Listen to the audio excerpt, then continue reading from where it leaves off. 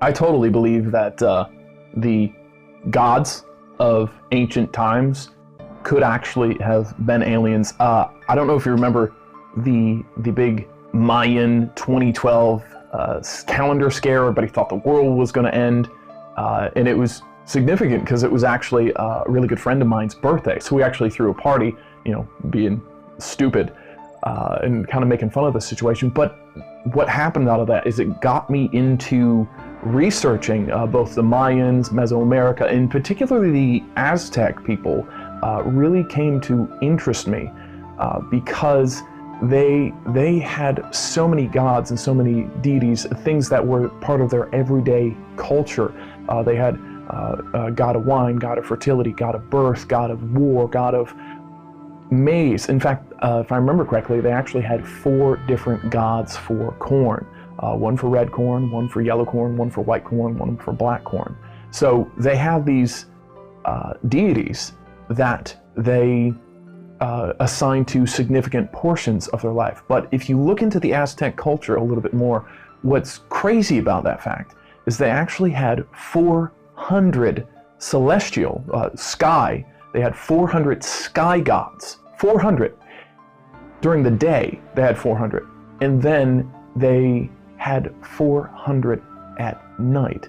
Mimixozoicoa, if I remember the name correctly. These 400 sky gods, just during the daylight hours. And then another 400 at night. They assigned significant values in their culture to deities, to these forces that they didn't understand. And the important things every day, think about that, how essential corn was to their culture and just living day in and day out and surviving. And somehow they also assigned gods to not only that, but also to sky deities. Now think about that for a little bit. It makes you wonder, if they assign value as a culture to those 2 things significantly, both corn, fertility, birth, war, the highlights of life, it would be crazy to think that they would just arbitrarily assign 400 to sky gods. I totally believe that they knew something that we might not know or may have forgotten. Aztecs, Mayans, Mesoamerican cultures, this is repeated time after time after time in their storytelling. Just look at their artwork. It seems like they're trying to describe something in their own style that they can't quite understand. I look at these pictures, I look at this artwork that clearly people labored over, put time into, and some of it appears to be feathered serpents, which of course we look upon and kind of don't have a modern day equivalent, I guess you could say. But some of it you look at and it's not fangs or teeth, it's what appears to me tubes, what appears to me technology, what appears to me something that is foreign to their culture. You look at the art of something that is theirs, something they understand, and it's very well defined. You can identify purses and people carrying things, but then you see these headdresses or people wearing masks in their artwork, and it looks like a child kind of describing something that they don't understand completely, but it kind of looks like this. I can completely see that. I think the Aztec, Mesoamerican, the Mayan cultures knew something but didn't know how to put it down.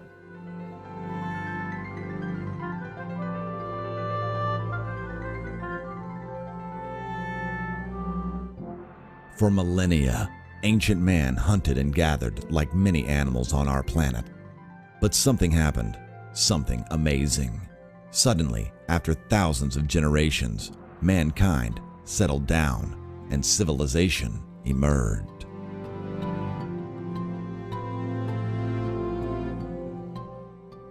Soon humanity was ordering his own society. Creating rules and regulations, laws emerged as if from nowhere. Complex tools, art, literature, agriculture, transport, and more emerged as if by magic. We looked to the stars, the very heavens above us, for navigation, inspiration, and to inform us of the time of day and even year. We built huge monuments to the gods we saw above us, to the same gods we claimed had come down to us from heaven and given us knowledge and life. A new phase in so-called evolution had begun. A new humanity had emerged.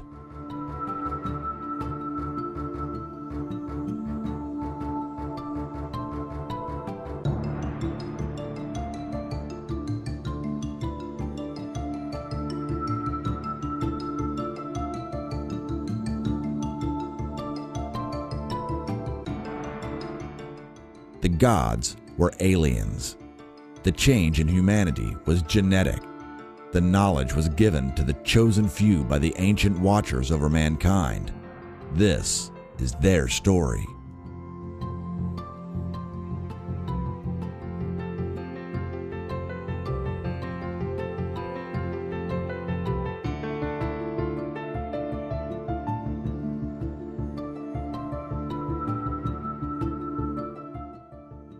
We have two choices. Mankind evolved over a vast period and then suddenly changed overnight from wandering bands to complex, civilized societies. Or ancient man was chosen by a visiting alien race to be genetically modified and then given immense knowledge. It may sound crazy, but both ideas may be equally so. These ancient astronauts gave humanity knowledge, religion, and culture. It was a mirror of their own mother culture. They aided in the building of huge and complex structures across the globe, from the pyramids of ancient Egypt to the stone heads of Easter Island. They aided us to worship them. Over time, our memory of these alien visitors has become our religions. The giants of the Bible are everywhere.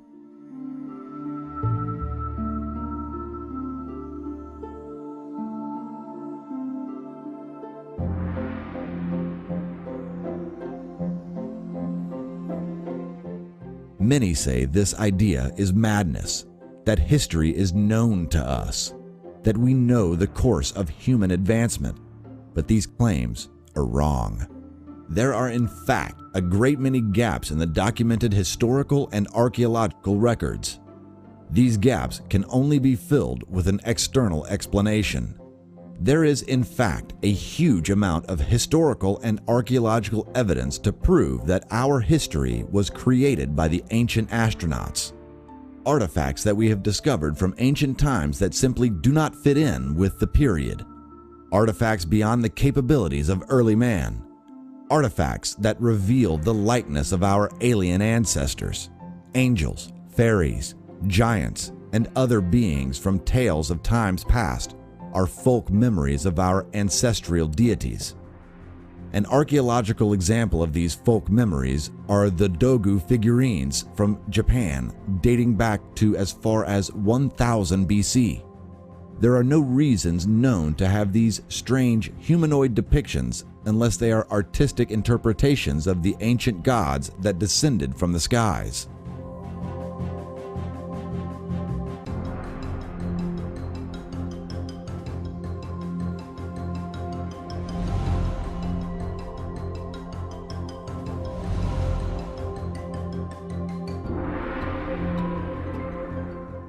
Many say that this is a new way of looking at old stories, and that is partly true. But the idea of ancient alien gods is not from the 21st century, nor is it solely from the 20th century. It dates back to the late 19th century and yet was ignored. It only started to become serious in the mid-20th century when Harold T. Wilkins proposed it seriously. In fact, it wasn't until the 1970s that scientists decided the idea needed to be clearly shot down. They did an excellent job, and by the 1980s, the very idea of ancient aliens had become a joke. And yet, in the 1960s, scientists suggested that we should take the idea of alien visitation seriously, even if as a working hypothesis. Carl Sagan stated that repeated visitations by alien cultures to planet Earth was plausible, and that ancient historical narratives or fables were able to offer reliable descriptions of contact.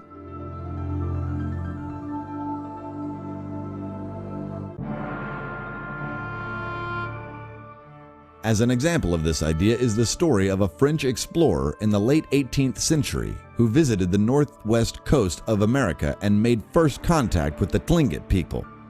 These people then built an oral tradition about this first contact, which became legend and would be almost unrecognizable to us.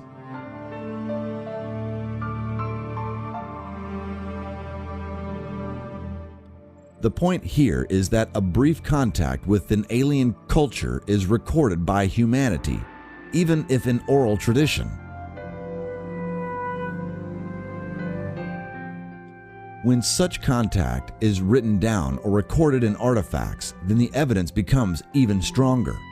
The beauty of this is that there are copious amounts of such evidence from around the world, as we shall see.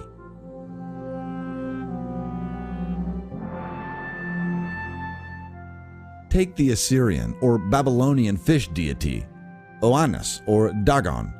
Here is a prime example of an alien god from ancient times. It is a being with humanoid features, but also part fish or with scales.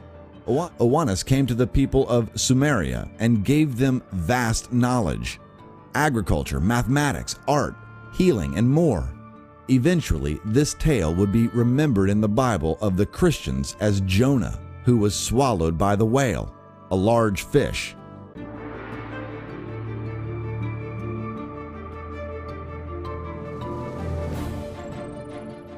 In the Bible, Jonah is special to the heavenly God. He is a prophet or speaker on his behalf. He is sent on a mission to pass on God's knowledge to the people. It is only by being launched from the mouth of a giant fish and landing safely on shore that Jonah could get the stupid people to listen to him.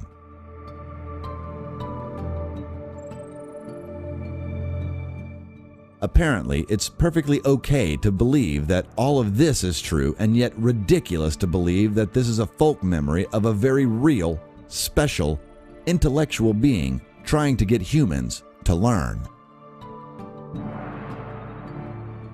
The image of Jonah emerging from the mouth of the giant fish is in fact no different to the images of Oannes, or half man, half fish being.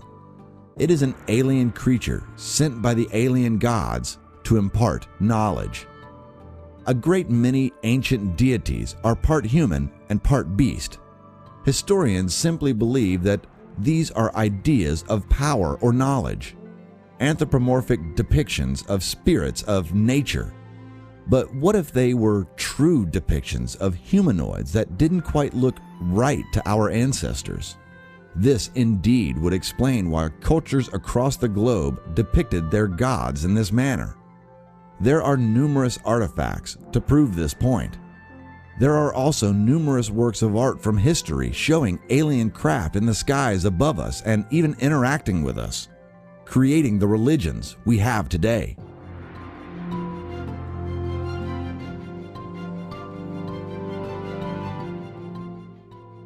We do not have to believe that our ancient monuments and artifacts were made by ancient aliens. We simply need to see that they were influenced by them, that they are mankind's ideas of the things they saw and experienced, depictions of alien creatures with seemingly omnipotent knowledge and power.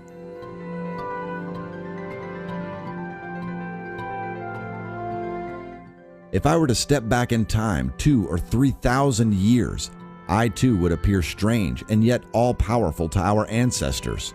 My knowledge could alter the course of human history. How much more powerful would be an ancient alien visiting Earth many more thousands of years before? To early man as he hunted and gathered in the woods and seas?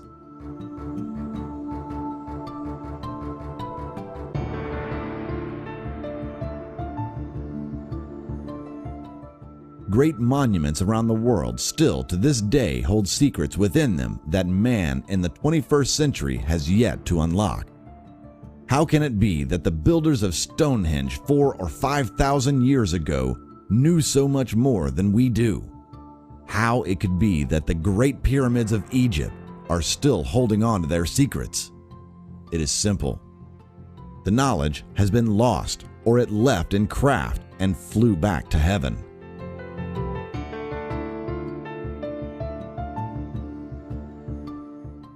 Gods of ancient times were very much like humans and yet different. Zeus, the high god of ancient Greece, could change shape, and he was not the only one. Our religions are a direct result of ancient mankind's contact with alien visitors. Gods that could change the weather, bring fire and lightning out of the sky, make the oceans bubble, wipe out whole nations, fly across the sky in war chariots, rise from the dead, change shape, raise the dead, walk on water, command armies of flying, glorious angels, and so much more.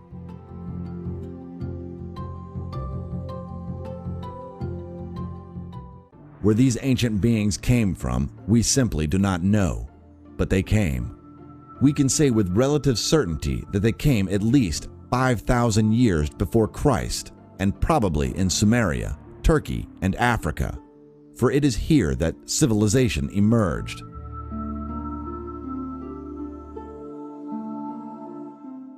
There is one all-encompassing being that rules them all and which has entered into every religion, fable, and myth across the globe.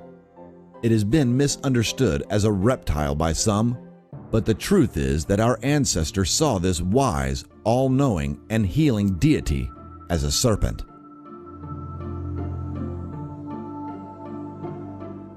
In order to understand the sheer amount of evidence there is for this ancient alien race of serpent gods, we have to look at the evidence piece by piece. In the beginning, we pointed out that mankind may very well have been genetically modified so as to be reborn. This, then, must lead us to the origin story of mankind, and a great many of them all speak of the same thing: a serpent-related origin. Let us look at the most famous of these, Adam and Eve. Remarkably, we find that both are in fact related to ancient serpent worship from their Sumerian origins, a religion that is in fact worldwide. The word Havaya is the root of Eve and means female serpent. It is connected to the same Arabic root which means both life and serpent. So Eve is the origin of life, and she is a female serpent. But where did she come from? The Persians call the constellations serpents, the little Avas or Eve. This is a folk memory of the origins of the mother of mankind. Little Eve, the female serpent, came from the heavens. But what about Adam? In Old Akkadian, Ad means father, and Adam was closely associated in legend with Seth, Saturn, Thoth, and Teatus, who were all serpent deities. So Adam is the father serpent of mankind. So the children of Adam and Eve must therefore also be serpents? In fact, Abel actually means serpent shining, and Cain was called the son of serpents. So Adam and Eve, the progenitors of the human race, were serpents from heaven and gave birth to shining serpents.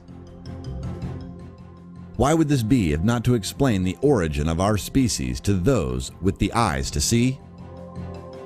Maybe they've not been looking in the right place. Maybe they should look in the Bible, the book of Genesis, chapter 6, verses 1 and 2, and 4 states, "When human beings began to increase in number on the earth, and daughters were born to them, the Son of God saw that the daughters of humans were beautiful, and they married any of them they chose." The Nephilim were on the earth in those days, and also afterward, when the sons of God went to the daughters of humans and had children by them.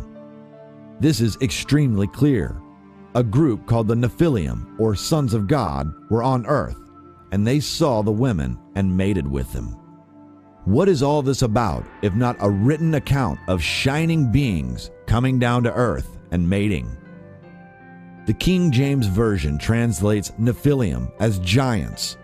Amazingly, the very idea of there being giants upon the land is not only to be found in the older texts of the Bible, they are in fact to be found across the world. This is clear evidence that these starmen were of larger stature. Across Europe, great monuments such as Stonehenge were said by oral tradition to have been built by these giants. This makes complete sense because these monuments are from the exact period we are discussing and were observatories of the heavens. Great technological feats by ancient man indeed. These advances were made by the great shining ones, the serpent alien beings that gave rise to ancient Sumeria. Appearing out of nowhere and at least as early as the 5th millennium BC, the earliest known civilization, the Sumerians of Sumer in Mesopotamia, was initially a non-Semitic culture. By 3000 BC, and as a result of its sophisticated irrigated agriculture, Sumer flourished as a nation and developed a considerable power base through the development of its numerous city-states like Erech, Eridu, Lagash, and Kish. The Sumerians invented cuneiform writing and were way ahead of their time, having advanced knowledge in music, poetry, art, mathematics, astronomy, and science. For the ancient Sumerian music was a tool that helped them describe the cosmos. In Sumerian creation myth, the angels, known as the Anunnaki, or great sons of Anu, were the founders of their culture. The names angel, Anunnaki, and Anakim have much in common. They are indicative of the ancient alien ancestors who brought the secrets to the rest of the world. Interestingly, Anunnaki is phonetically similar to the Hebrew Anakim, the giant race, and also Ngakak, the shaman from Greenland to Alaska. These ancient alien beings are in the Bible as angels and gods, or Elohim, because the Hebrews utilized the Sumerian myths when writing their own. The book of Enoch in the Bible tells us that the sons of God were in fact called watchers and numbered around 200, an elite group of beings that watched over mankind. They are said to have descended to earth and bred with humans. They had offspring, and these were called Nephilim, or giants. Mankind was given great knowledge by these watchers and Nephilim, but eventually the Nephilim and mankind turned against each other and God stepped in. The humans, who had gained the greatest knowledge, the watchers and the Nephilim, were destroyed in the Great Flood. This knowledge imparted upon mankind was metallurgy, cosmetics, sorcery, astrology, astronomy, and meteorology. It appears that the gods were worried that mankind had become too powerful, a threat to themselves, and so, with their great power, they caused a flood, leaving behind only the remnant of mankind. In the Bible, the Watchers are described as fallen angels. Is this one of the first ever science fiction books? Or is this a bastardized version of the history retold by the new Hebrew religion in their own book?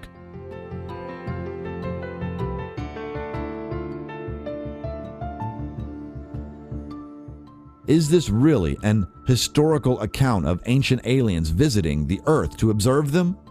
Did they ignore their own orders and breed with humans? Is this the point of genetic manipulation written down as the word breeding by a non-scientific mind? If this is true, then you and I have alien blood running through our veins. In the Old Testament, chapter 1 of the book Ezekiel recounts a vision in which Ezekiel sees an immense cloud that contains fire and emits lightning and brilliant light. It continues, the center of the fire looked like a glowing metal, and in the fire was what looked like 4 living creatures. These creatures are described as winged and humanoid. They sped back and forth like flashes of lightning, and fire moved back and forth among the creatures. The passage goes on to describe 4 shiny objects, each appearing like a wheel intersecting a wheel. These objects could fly, and they moved with the creatures. When the living creatures moved, the wheels beside them moved, and when the living creatures rose from the ground, the wheels also rose. What on earth had Ezekiel witnessed? Probably nothing on earth at all.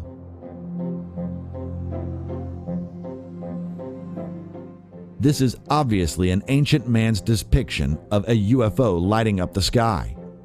In fact, the Bible is full to brim of alien history. There are powerful holy weapons that are capable of wiping out mankind, such as the Ark of the Covenant. There are angels flying down to earth, ladders to the heavens, a Messiah rising into the sky back to the heavens, floating beings walking on water, shape-shifting, and so much more. All of this needs to be reappraised with a new outlook, an outlook of ancient alien visitation upon planet Earth. The history of mankind shall remain incomplete until we do. But there are a great many artifacts, tales, and histories outside of the Bible and from across the world which all point to a period over 7,000 years ago when we were visited by aliens from another place. There are tales of serpent deities and giants everywhere in all cultures. From oral traditions to written record, from sacred monuments to artifacts, the evidence is there by the truckload. Through fear of ridicule, historians and scientists ignore the facts right before them.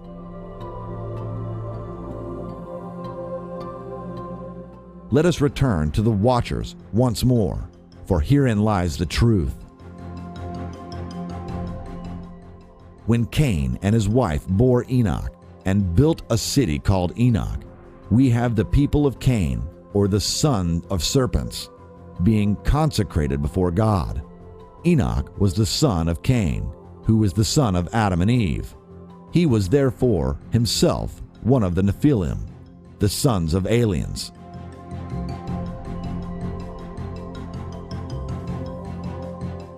So many of the myths of the snake culture crossed over during the vast period that encompassed the many rising civilizations, and so many of the myths emerged within the fables, folktales, and religions of Greece, Rome, and Egypt.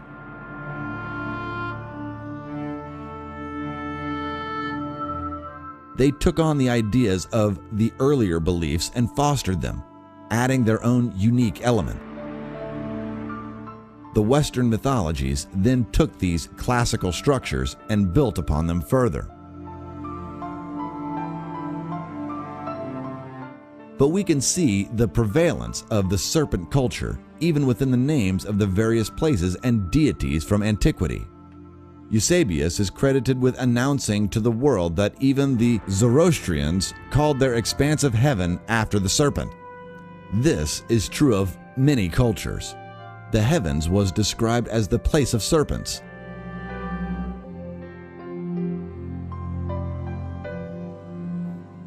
The same serpents that originated mankind and gave him knowledge, just like the snake in the Garden of Eden.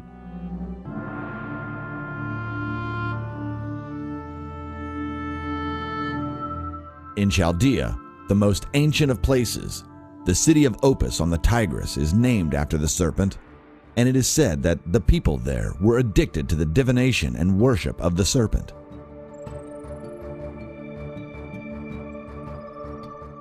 The serpent worship passed on swiftly into Egypt, where the deity was known initially as Kanaf, Kanef, and Senef.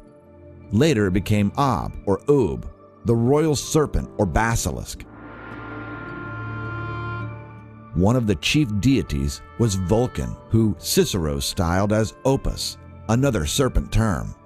This was the same god as most austere Osiris, the sun god.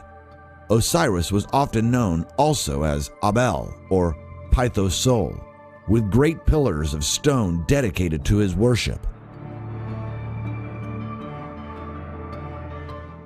These pillars became known later in Greek times as obelos or obeliscus, now seen as the obelisk and related to basilisk.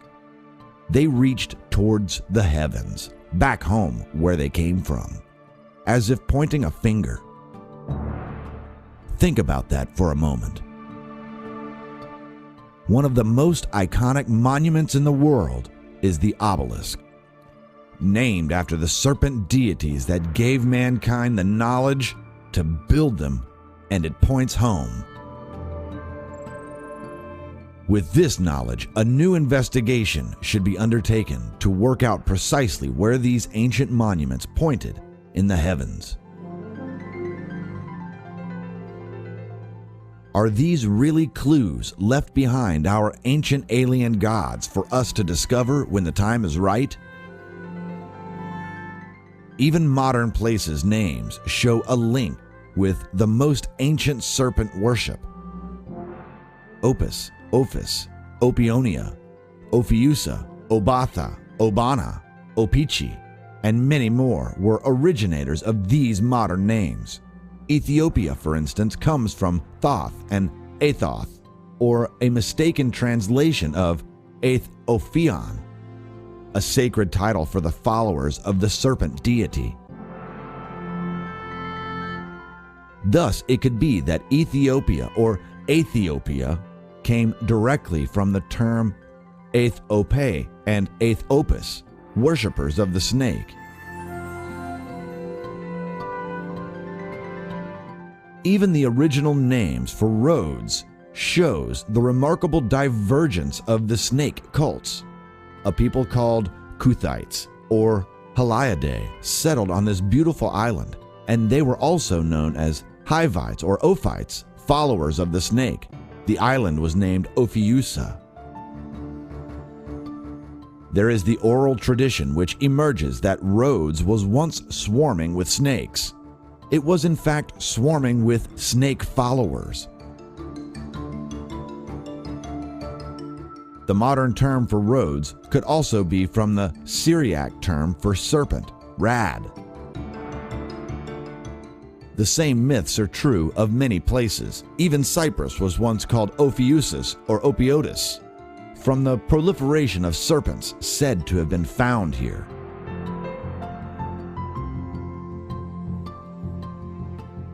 From the mysteries of Osiris, Iris, and Horus to Attis and Cybele, from Circes and Proserpine to Bonadea and Priapus, we see a remarkable association of the serpent deity in the creation of mankind.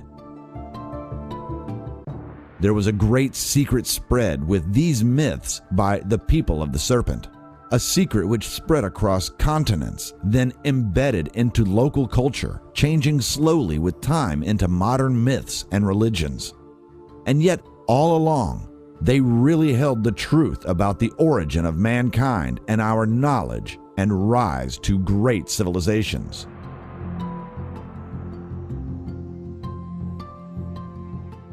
Before even Sumerian legends, there are copious vases with gigantic snakes winding over the entire universe, sun, moon, and stars, as if the serpents commanded the heavens. The snake is found growing out of plants, chalices, and wells. It is the giver of life. The next and most widespread ancient symbol of the snake is the spiral. This is found everywhere, especially on stone monuments. The spiral is believed to be the symbol of the mother goddess, and as we shall see, this relates back to the snake, just as the mother of mankind, Eve, does. If we look at the Indian Sheshnaga, or serpent god, we find that there are some researchers that have claimed him to be possibly the initiator of the Christian halo effect. There is little wonder here, for these tales not only crossed boundaries, cultures, and beliefs, they crossed continents in ships. There was widespread belief in the power of the serpent, and the spiral images link directly with the snake gods, thus virtually proving that the spiral is a snake symbol. It also shows that with their eye on good propaganda, they saw in the snake a wonderfully powerful association for their leader. This is not just a common modern practice, like getting a celebrity to endorse a product. It was a marketing tool many years ago as well. This universal symbol of the spiral is said to be the initiator of the maze or labyrinth, which is also thought to be symbolic of the snake's path. To follow the path of the coiling snake is to follow symbolically the way to immortal life. Serpents were said to be immortal, and in all likelihood, this is because the ancient serpent alien race appeared to live forever compared to our short lifespan. We probably do have the oldest serpent symbols in the Sumerian legends. Their word for dragon or winged serpent was Yusham, and their origin can be traced back to 5000 BC in the story of Zu. However, the Chinese also have a claim that dragons can be traced back to 5000 BC, which would not be surprising if the ancient aliens had visited Earth at that time. Is this our evidence of just when they arrived?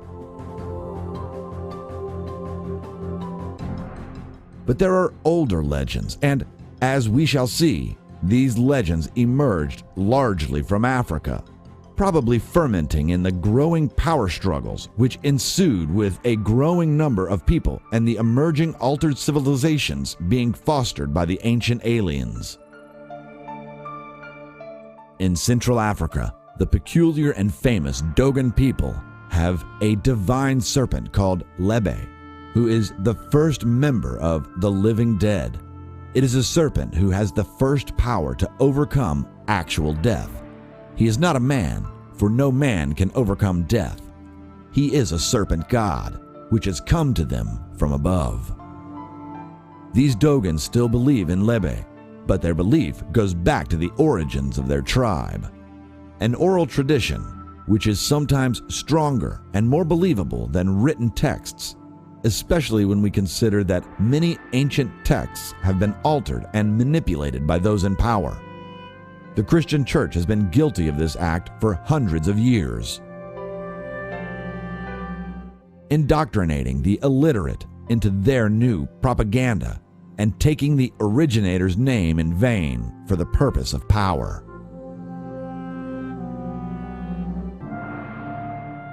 In Dahomey, the Fawn people have a great serpent who is seen as a rainbow named Dan. This serpent encircles the world as the Ouroboros. Basically, there are many serpent gods in Africa with many attributes, but mainly attributes of creation, forming the universe, the stars, heavens, and the mountains, and bringing mankind as we know it into existence. Simply replace these beliefs of gods with aliens, and we are getting somewhere.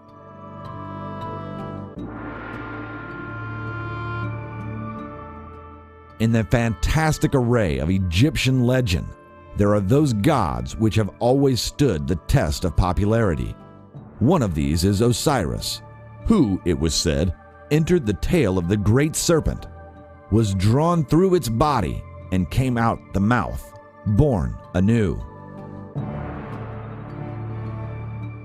The tail is the beginning, and the head being the new life. This is a graphical tale of the spiral or maze element we found in early archaeology. Following the spiral or walking the maze is seen as the virtual walking into immortality. By the power of the snake and the Osiris myth is proof that resurrection is possible, but only through the power of the serpent. Did the aliens then have the power to bring man back from the dead like the fictional tales in Stargate?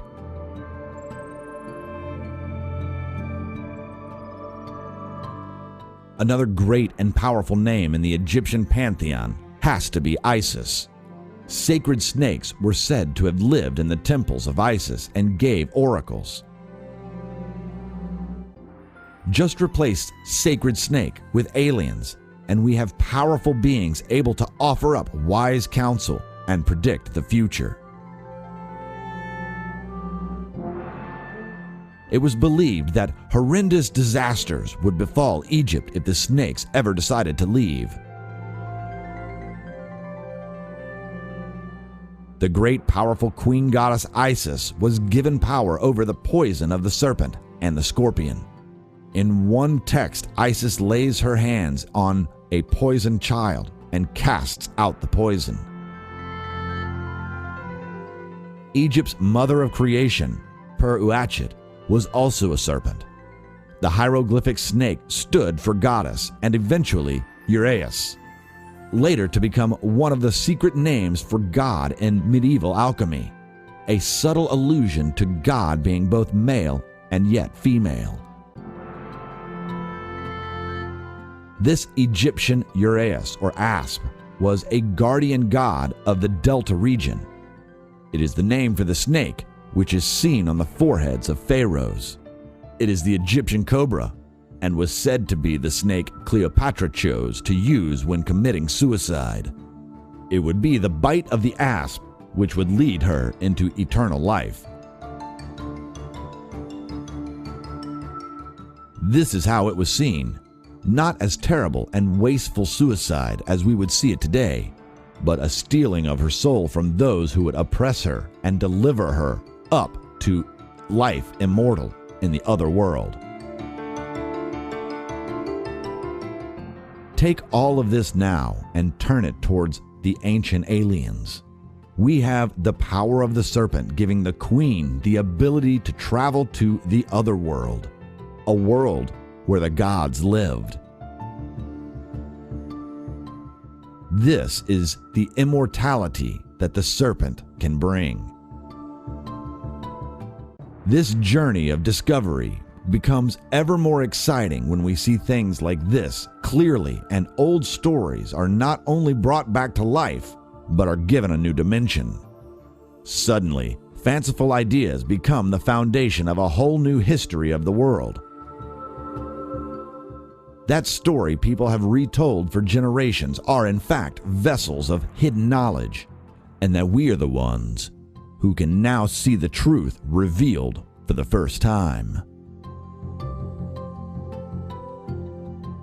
There are many more forms of serpent deity within the pantheon of Egyptian lords, with many attributes, and we really do not need to go through them all. But there is one Egyptian god which moved away from his origin and is now found in our Western Christian world as Satan. And remember, Satan is mixed with Lucifer, the light bearer that fell to earth.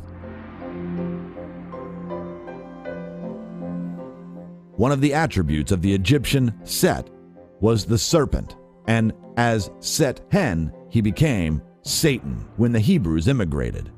No wonder then that the image of Satan is and has been seen as the snake. Now think about an alien creature when you hear the attributes of this remarkable being. Set, an important god, was able to glide over the ground silently, observing human life. He embodied immortality. He was the son of the earth being, reborn each day from the womb of the Great Mother. He was the consort of the goddess Setet, which is said again and again to have eventually evolved into the very biblical tempter of Eve. Set later appeared in Russian folklore as Koshki, the Deathless, moving on to become the dragon that must be slain to receive immortal life. All of this is pure alien science fiction. Ra, probably the most famous of all Egyptian gods, was the sun god, and as the serpent, he is associated in male form as the sun. Ra tamed the serpent, and according to the Egyptian magical texts, he put the serpent in chains. A special liquid was produced by Ra, which would enable eternal youth. It was held in a sacred vase and said to be the most secret liquid.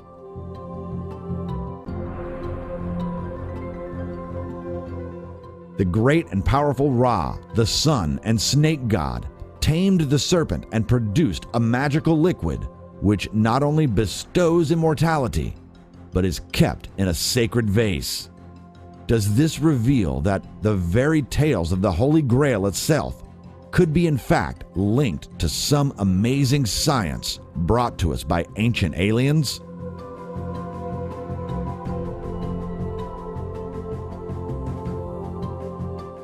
But what of Greece? The Greeks had many terms for snakes, such as aspens, drakon, egnida, perpeton, and ophis.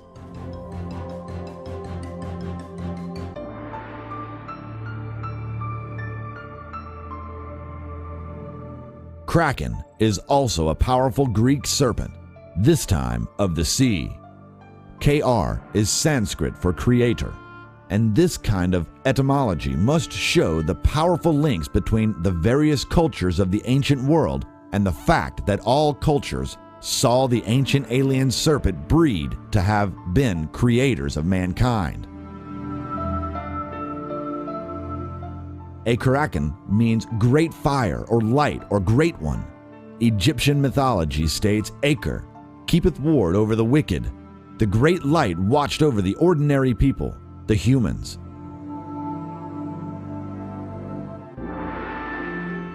The same root word gives us Cerberus, the three-headed serpent dog which guards Hades or the otherworld.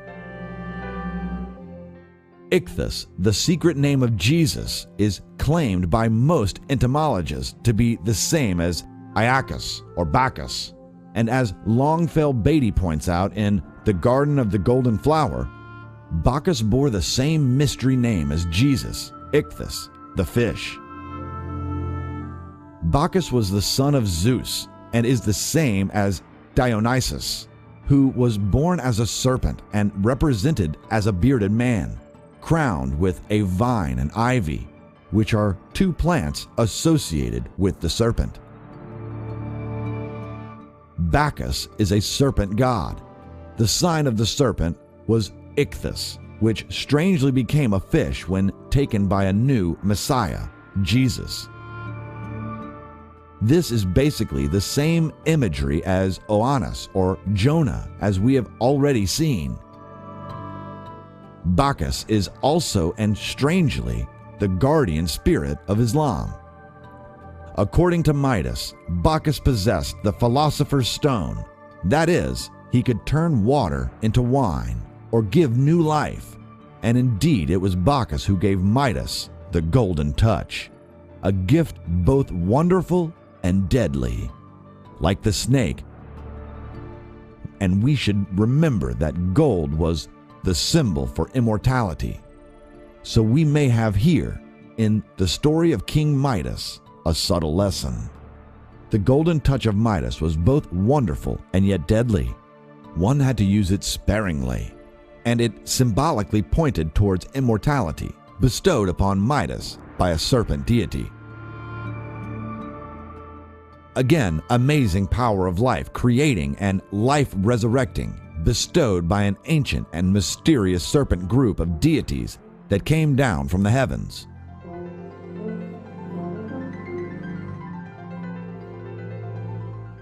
But there is yet more in the Greek mystery plays and traditions which is of interest to us.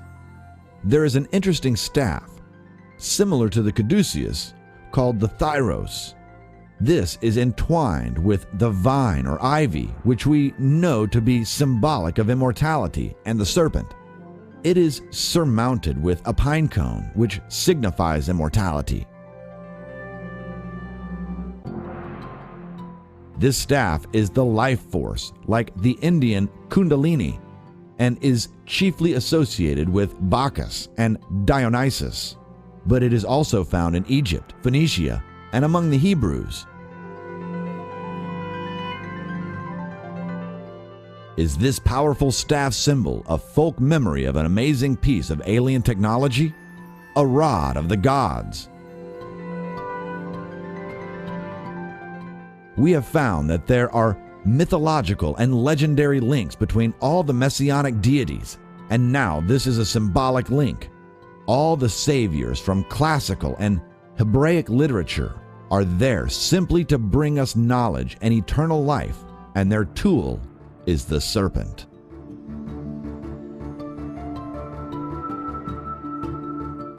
In fact, this amazing, life-giving device would become a symbol of power and life for generations, and is still with us to this day in the form of the cross. The asp, or sacred horned serpent of the ancients, was alternatively known as the cerastus. The word ceras is the equivalent of cross, and in Greek the word keras means horn. In Hebrew, cerastus might be rendered great beloved, like Jesus. Jesus, as we know, was seen upon the cross, or ceras, with the crown of thorns, or horns, and this image strongly associates itself with all the images of the horned serpent. Only through the serpent may we have eternal life. Only through their power may we too rise up to the heavens. Through the alien serpent, we may have access to the ancient gods.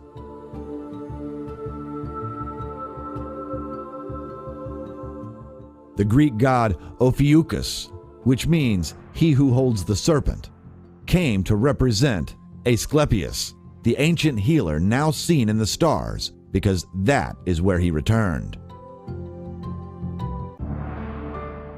But what about the greatest of Greek gods, I asked myself. Surely he would show some signs that related him in some way to this ancient truth.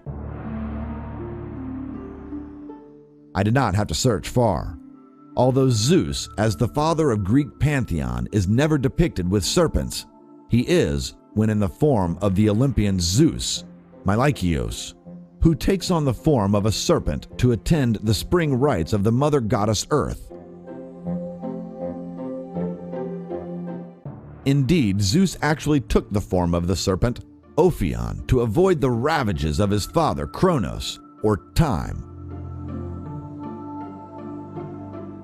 He thus avoided what we all fear, time catching up on us, death. But he needed to live longer than his humanoid state.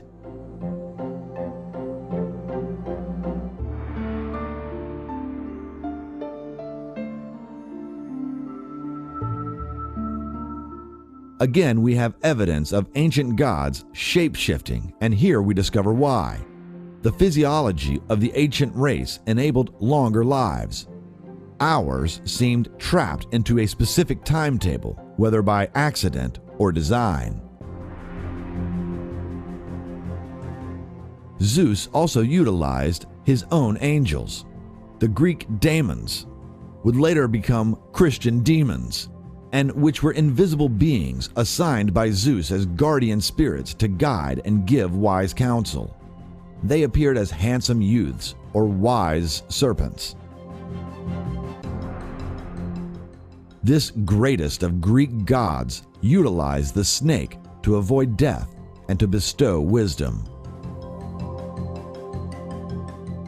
Although we know in today's age that Zeus was not real, we do know that these myths and legends were created or adapted in order to make certain points as folk memories of a very real period of contact with alien species. Many times, they are to teach us how to live, how to relate to others. We cannot, therefore, ignore what these stories are telling us. We must see that hidden somewhere within them are truths in their own right. There is little wonder that the name serpent is related to wisdom, the wise serpent of the Bible, the same that Moses lifted up in the wilderness, the same wise serpent equated with Jesus himself. The snake became symbolic for wisdom and for the female aspect, and was no more powerful than in the image of Sophia. Obviously, as Ophis is serpent, so too is Sophia, and which now means wisdom. And we find in most of the world's folklore that the snake is equated to wisdom, even in the Bible. There is little wonder that this should be the case if mankind ever saw the serpent-like humanoid aliens as serpents, because they were indeed wise.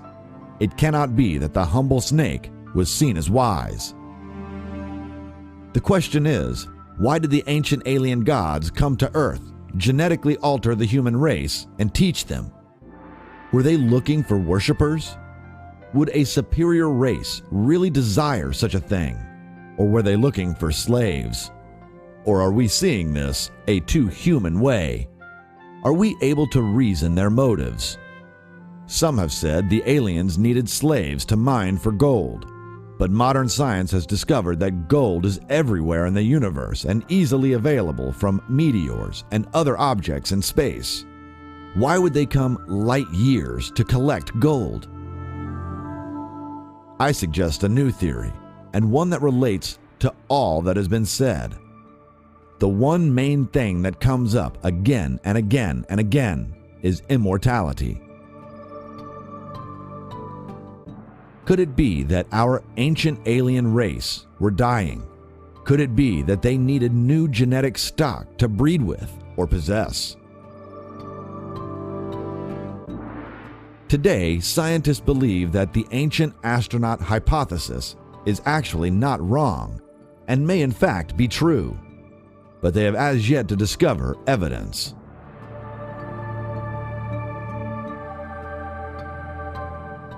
Enoch was the consecrated one because he was of their blood.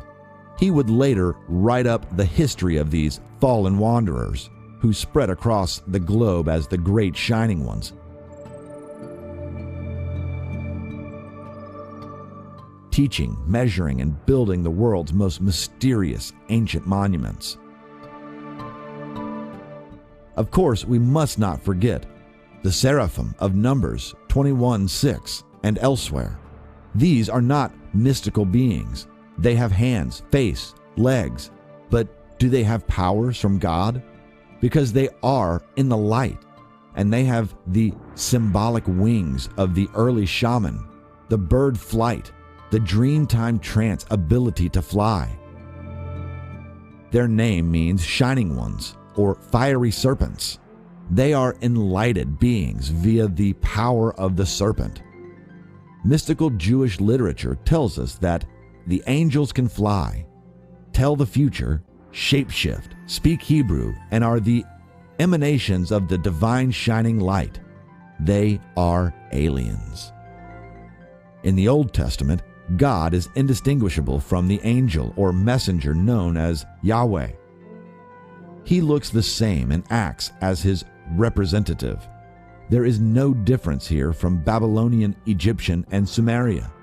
These are all the same beings, interpreted through different cultures. In the New Testament, the angels actually take part in the judgment at the end times. This is from the idea that they will one day return like the film, The Day the Earth Stood Still.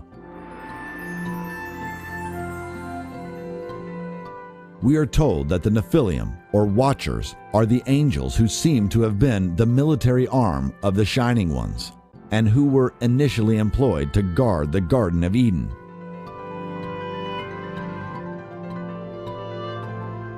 Then began to mix with the indigenous peoples of the area. This Garden of Eden is where the genetic manipulating was taking place. High above the rest of mankind, Eden means plateau. And it came to pass, when the children of men had manipulated, that in those days were born unto them beautiful and comely daughters. And the angels, the children of the heaven, saw and lusted after them, and said to one another, Come, let us choose us wives from among the children of men, and beget us children. And Samjaza, who was their leader, said unto them, I fear ye will not indeed agree to this deed, and I alone shall have to pay the penalty of a great sin. And they all answered him and said, Let us all swear an oath, and all bind ourselves by mutual imprecautions not to abandon this plan, but to do this thing.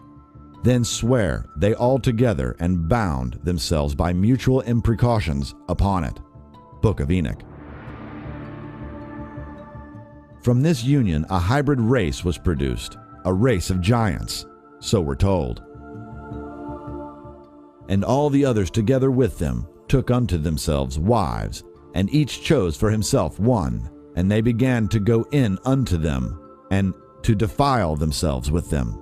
And they taught them charms and enchantments, and the cutting of roots, and made them acquainted with the plants. And they became pregnant, and they bare great giants whose height was 3,000 ells, who consumed all the acquisitions of men. And when men could no longer sustain them, the giants turned against them and devoured mankind. And they began to sin against birds and beasts and reptiles and fish, and to devour one another's flesh and drink the blood. Then the earth laid accusation against the lawless ones.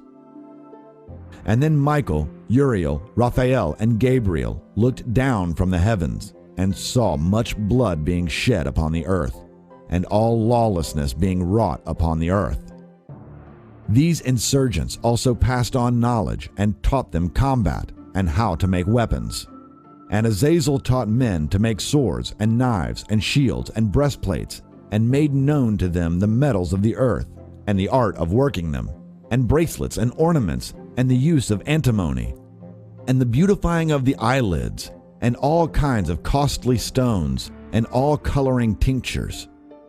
And there arose much godlessness, and they committed fornication, and they were led astray, and became corrupt in all their ways. Simjaza taught enchantments and root cuttings. Aramos the resolving of enchantments. Barakijal taught astrology. Kokobel the constellations. Ezekiel the knowledge of the clouds. Ariquiel the sign of the earth. Shamsiel the sign of the sun. And Sariel the course of the moon. And as men perished, they cried, and their cry went up to heaven. All this was seen as a violation against the set of laws laid down by the aliens who were possessive of their knowledge. Thou seest what Azazel hath done, who hath taught all unrighteousness on earth, and revealed the eternal secrets which were preserved in heaven, which men were striving to learn. And Simjaza, to whom thou hast given authority to bear rule over his associates. And they have gone to the daughters of men upon earth, and have slept with the women, and have defiled themselves, and revealed them to all kinds of sins. And the women have borne giants. Enoch, a scribe, who is the son of and taught by the alien Shining Ones, was then employed as a messenger or intermediary between the Shining Ones and these fallen ones, who had decided to abandon their divinity to live amongst the tribes of man.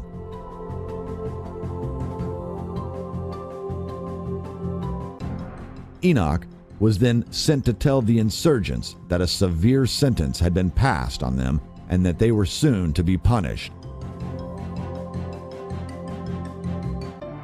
A brief punishment sent is the flood.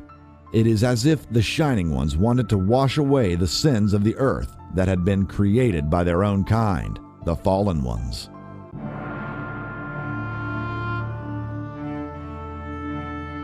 What we have to ask now is one very simple question. If it is true that these aliens will one day return to make judgment upon us, then are we ready? In what form will that judgment come? The fact is that we children of men and alien have indeed failed miserably. We have caused suffering in the name of religions these aliens originated. We caused suffering in the name of just about anything. We've raped and pillaged our Mother Earth so badly that we have eradicated species and altered the environment itself. Every day, mankind commits atrocities. Ask yourself now, if you were a wise serpent alien with vast knowledge and power, what judgment would you make upon the people of planet Earth?